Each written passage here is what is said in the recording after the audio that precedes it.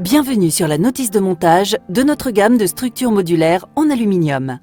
Le modèle présenté sur cette vidéo est en portée de 10 mètres, longueur 12 mètres. Pour la mise en œuvre de votre structure aluminium, il est nécessaire d'avoir les outillages suivants. Une masse de 4 kg, un escabeau, une clé de 16, une clé de 17, deux doubles décamètres. Un effectif minimum de 3 personnes est nécessaire pour la bonne mise en œuvre de la gamme. Ces personnes doivent être équipées des équipements de sécurité appropriés. La notice de montage que vous allez visualiser se décline en 7 chapitres, comprenant le montage et le démontage de la structure aluminium.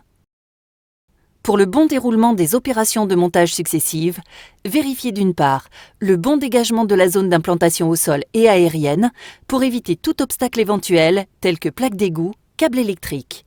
Puis procédez à l'inventaire des pièces à l'aide de la nomenclature fournie et correspondante à votre structure aluminium pour vous assurer d'avoir l'ensemble des pièces nécessaires.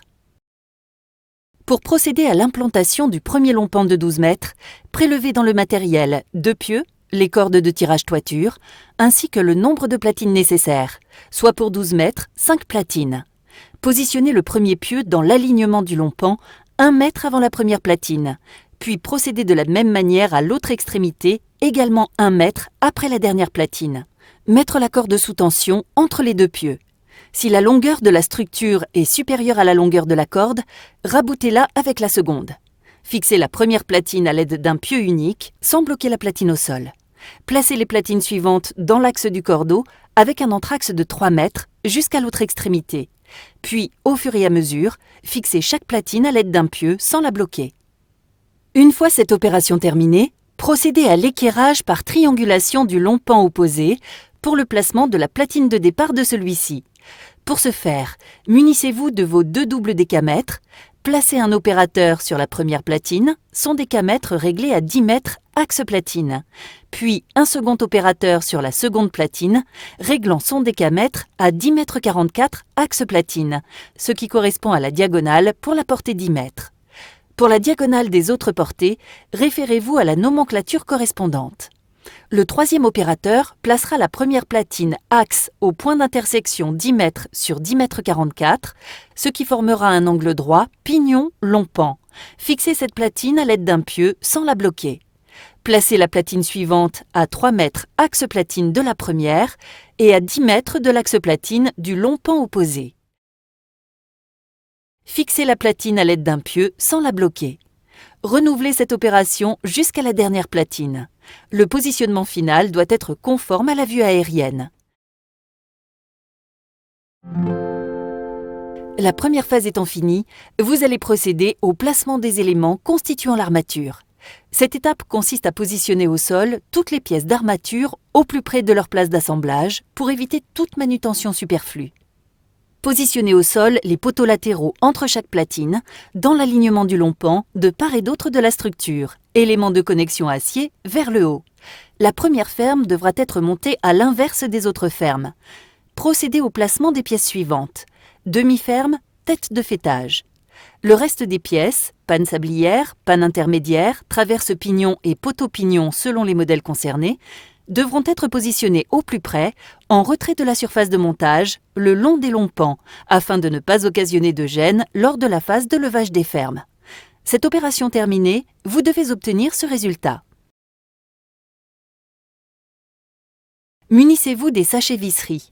Placez sur chaque platine une broche et une goupille bêta. 2 goupilles bêta par platine d'angle, puis le nombre approprié de goupilles de verrouillage sur chaque ferme, soit 8 goupilles sur les fermes non contreventées et 4 sur les fermes contreventées.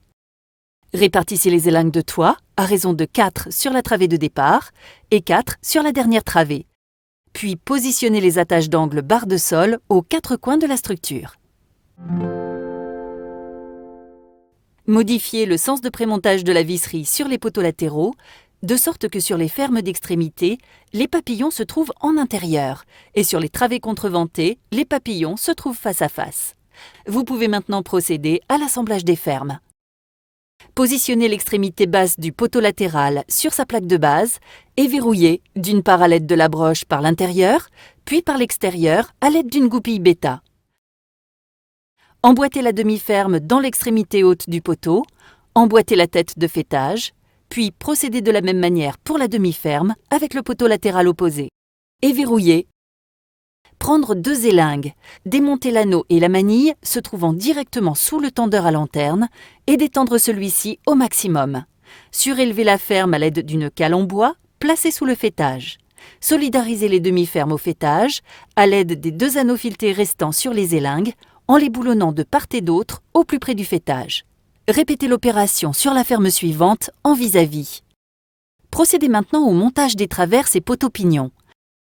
Présentez l'extrémité équipée de 2 plats acier de la traverse pignon droite au niveau du perçage le plus bas de la demi-ferme et boulonnez à l'aide de l'anneau avec manille précédemment démonté des élingues.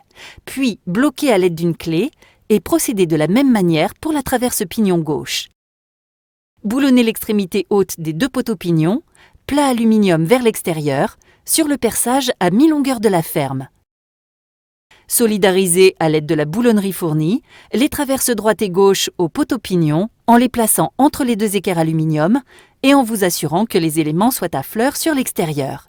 Procédez de la même façon pour la traverse centrale. Bloquez l'ensemble de la visserie à l'aide d'une clé. Positionnez les croix diagonales de contreventement en les ouvrant sur les poteaux latéraux et présentez les 2 équerres acier d'extrémité au niveau des papillons, puis solidarisez l'ensemble croix vers le ciel. Procédez de la même manière sur les poteaux opposés. L'opération d'assemblage de la ferme de départ est terminée.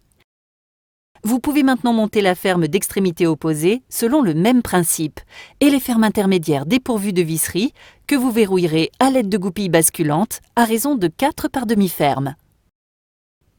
Pour éviter le travail en hauteur, le montage des demi-pointes de pignon peut se faire au sol. Prendre les éléments d'entoilage concernés, soit un ensemble comprenant une demi-pointe droite et une demi-pointe gauche. Présentez la première en la dépliant dans sa longueur, dans le prolongement de la gorge haute extérieure de la demi-ferme. La faire coulisser jusqu'à l'axe de la tête de faîtage. Répétez l'opération pour la seconde demi-pointe de pignon. Procédez maintenant au laçage à l'aide des lambias, selon la technique présentée sur la vidéo.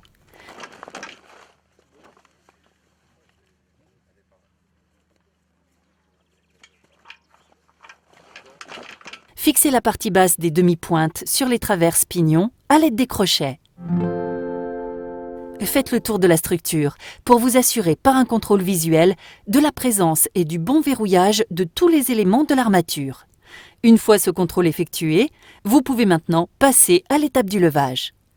Placez-vous au faîtage de la première ferme, qui est montée dans le sens inverse des autres, et commencez à la soulever en vous déployant de part et d'autre jusqu'aux poteaux latéraux. Une fois celle-ci à la verticale, mettez les croix diagonales de contreventement en appui sur les côtés extérieurs des platines de la ferme suivante pour éviter toute gêne lors du levage de celle-ci. Levez la seconde ferme et, selon le même procédé, boulonnez les croix diagonales aux extrémités basses et hautes à l'aide des écrous papillons. Positionnez la première panne sablière par son crochet arrondi, puis mettre en place l'autre extrémité. Répétez cette opération pour les pannes intermédiaires suivantes à l'aide de la perche, jusqu'à la panne sablière opposée, en respectant bien cet ordre de montage. Prendre une élingue et venir la fixer en diagonale sur la manille du coin opposé. Et recommencer cette manipulation pour les 3 élingues restantes. Puis, mettre l'ensemble sous tension sans excès. Votre travée d'appui est maintenant assemblée. Levez les fermes suivantes selon la même méthode jusqu'à la dernière travée contreventée. Vous avez terminé le montage de la partie armature. La phase suivante consiste à entoiler votre structure. Munissez-vous des cordes. Lancez une corde par l'extrémité mousqueton de l'autre côté de la première travée et répétez l'opération avec la seconde corde dans la même travée. Accrochez, ouverture vers le ciel, les mousquetons aux anneaux se trouvant de part et d'autre de votre toiture. Engagez en même temps les joncs dans leurs gorges respectives. Puis, 2 opérateurs tirent simultanément et énergiquement sur les cordes, pendant que le 3e assure le bon coulissement de la bâche. Une fois la toiture montée, accrochez les 2 extrémités en passant les crochets par-dessus les pannes sablières et mettez en place les toitures restantes selon le même procédé. Prenez le mur pignon de 3,40 m droite ou gauche.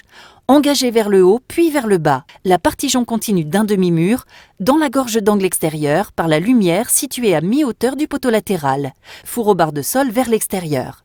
Puis, mettre en place la partition alternée du demi-mur dans la gorge de la traverse haute, pignon droite ou gauche. Prédisposez les murs restants à leur emplacement et les installer selon la même méthode. Une fois l'ensemble des murs en place, les fermer par l'assage des lambias. Accrochez les retombées de toiture au cabillaud correspondant, puis raccordez les bavettes de toiture par velcro. Pour commencer, repoussez légèrement la broche platine pour mettre en place le support barre de sol d'angle pignon, puis la remettre dans sa position initiale et verrouiller avec la goupille bêta. Procédez de la même manière aux 3 angles restants. Sur les mâts pignons, libérez la coulisse basse et montez la platine, puis verrouillez à l'aide d'un ensemble broche et goupille. Adaptez ensuite la hauteur du poteau pignon en fonction de la configuration du terrain. Renouvelez l'opération sur les 3 autres poteaux pignons. Une fois terminé, vérifiez visuellement le bon alignement de l'ensemble du pignon et piquetez. Faites glisser les barres de sol correspondantes dans les fours au bas de mur sur l'ensemble des murs longs, pans et pignons. Les verrouillez sur les broches platines à l'aide des goupilles bêta. Une fois toutes les barres de sol installées, complétez les pieux manquants et les bloquez. Votre structure est maintenant prête.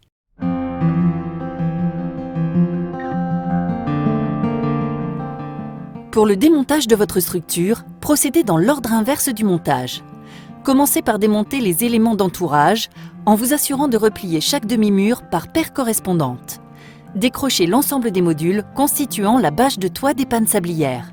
Tirez-les un par un en les repliant en accordéon à l'aplomb de chaque mur long pan, de manière à faciliter le prochain montage.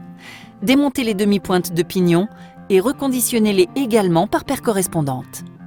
Une fois l'armature entièrement découverte, dévissez les élingues de toiture au niveau des sablières sur la première travée. Désolidarisez les croix diagonales et déposez au fur et à mesure l'ensemble des fermes jusqu'à l'autre extrémité. Recollisez la totalité des éléments selon votre conditionnement en vous étant préalablement assuré qu'aucune pièce ne manque.